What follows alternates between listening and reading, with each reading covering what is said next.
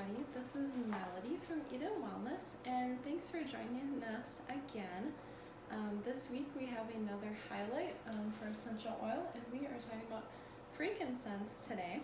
Now, frankincense is an amazing, very valuable oil, and this has been around for thousands of years. If you have ever read in the Bible, frankincense is mentioned many, many times. It was brought to baby Jesus, along with myrrh and some other things. And so it's a very highly valuable oil. It is more expensive, but it's something that's very powerful, and I love having it on hand in my medicine cabinet, and I highly recommend it.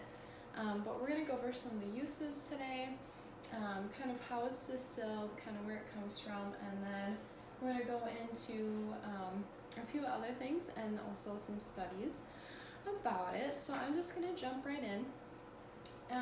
And frankincense, there's a few different types of frankincense essential oils that you can get. Again, like I always mention in my videos, it's always best to get a therapeutic essential oil when you're going to be using them. Very commonly, you're going to see Boswellia cartier.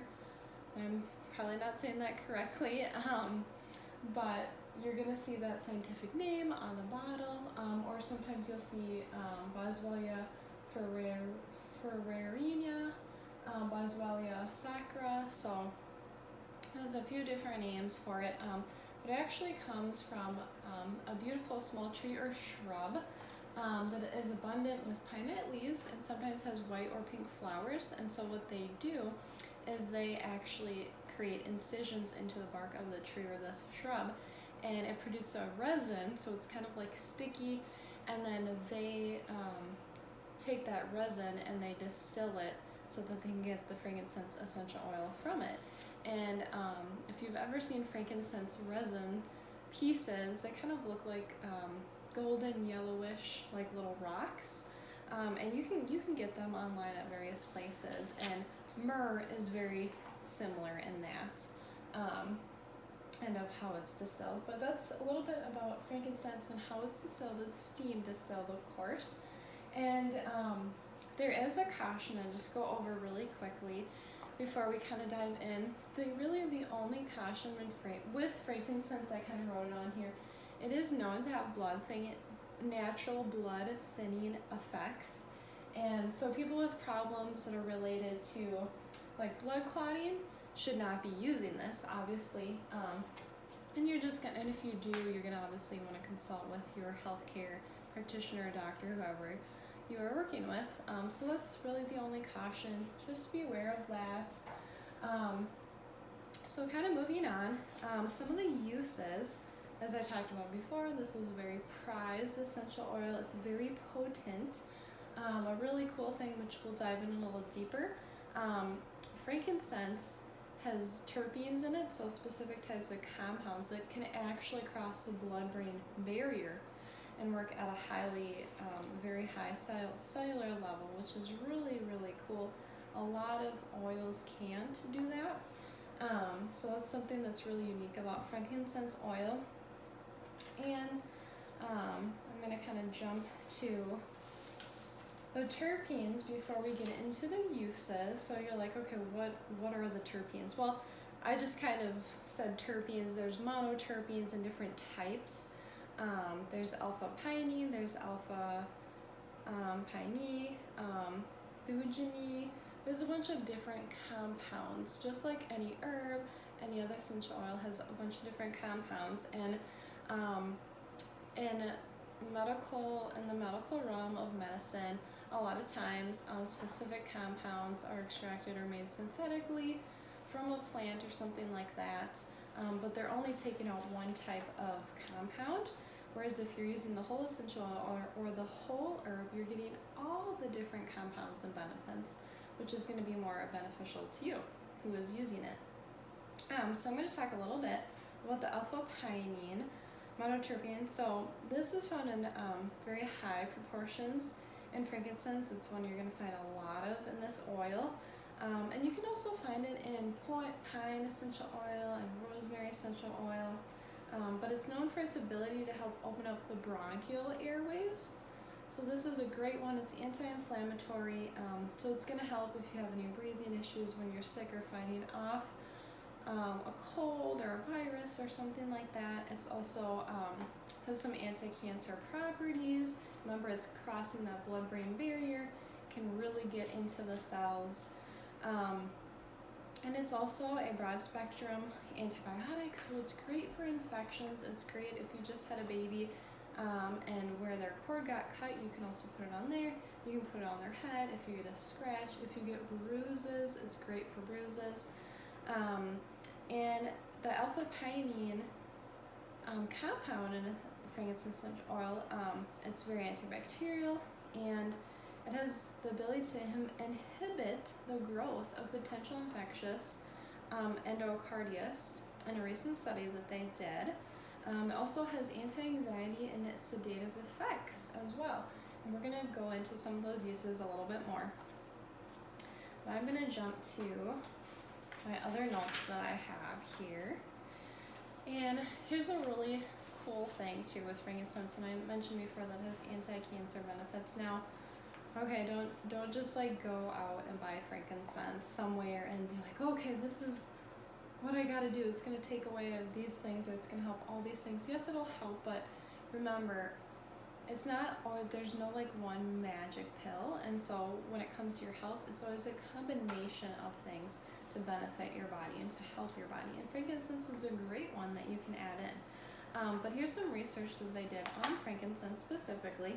But it had been shown to induce breast cancer cell death, which suggested that it can be effective against breast cancer, and it helps repress signaling pathways and cell cycle regulators that have been proposed as therapeutic targets for breast cancer. I mean, wow, how amazing is that, working at the cellular level, and how powerful that is. And like I said before, and there's another study in 2011 found that frankincense had anti-inflammatory effects in the treatment of gingivitis. So this is another thing. It's great for dental health. It's great for your gums. After frankincense treatments, participants that had gingivitis showed significant decrease in their gingivitis and plaque index. So wow, that's kind of amazing. You can even make your homemade mouthwash at home if you want and put some drops of frankincense oil, or if you do coconut oil pulling, you could put a drop or two of frankincense on that chunk of coconut oil before you put it in your mouth, and that's going to help with just dental health as well. So that's a little bit more info on frankincense essential oil. Now, let's dive a little bit deeper into the uses. So like we talked about before, I'll just go briefly over that. It helps keep your cells healthy, just like it helps and has been shown to help fight against specific types of cancer. You can use it in a few different ways on a daily basis if you want to. You can, again, if you have the appropriate type of essential oil, you can take it internally. Otherwise, you can massage it into a specific area. So if you have cancer in a certain area, you can rub it on there. It's not going to hurt anything. It's only going to help. Or you can just put it on your lymph nodes. So if you're sick or fighting something, you can rub it on your lymph nodes, which are all over your body. But most commonly, people get swollen lymph nodes under here, and you can rub the frankincense right on there.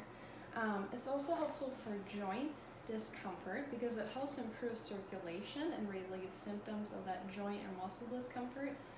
So again, you can massage the frankincense oil either neat, meaning you don't need to use a carrier oil, but if you have more sensitive skin, you can just put on some carrier oil while you're putting on that. Just massage it in that area.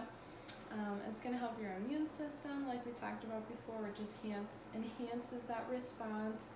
It can be used to fight unwanted germs from forming on your skin, in your mouth, like we said, dental health, and in your home. And I really love the best way, either rubbing it on my chest or just diffusing it in the air, which is a really great way. And then one of my favorite ways to use it is for meditation or prayer. You can diffuse it in the morning or whenever you're doing that, during prayer, yoga, whatever you're doing. and it just really releases just feelings of peace and relaxation. So it's kind of that perfect oil, kind of makes that perfect environment for that. Obviously it was used very much for that in biblical times as well. And you can deeply inhale that or put it on your wrist too if you want. And then it's great for respiratory health, like we were talking about the bronchial airways. It's going to help open that up. It's going to help sinuses, open those up. Again, you can breathe it in through a essential oil diffuser, or you can rub it right on your chest. And then another great thing, it helps with skin conditions. So like I mentioned before, it's going to help with bruises, cuts, and scrapes. I like to have it in my first aid kit, but it also helps with stretch marks and wrinkles, which is really great. So if you have a favorite cream at home that's non-toxic that you're using during pregnancy, or you just have wrinkles or stretch marks in different areas, you can add essential oil to that right on there and rub that into your skin. And you can just use a couple drops if you want to, and kind of just experiment a little bit with that.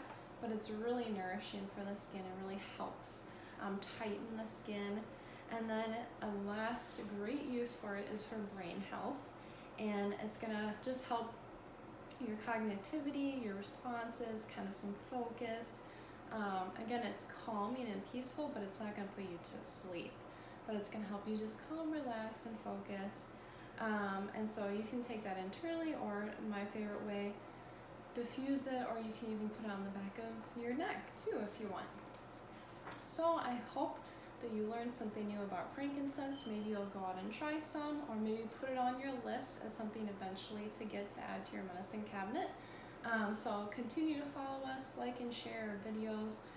We'll be continuing to add some more essential oil videos each week. So thanks for joining me, and have a great day.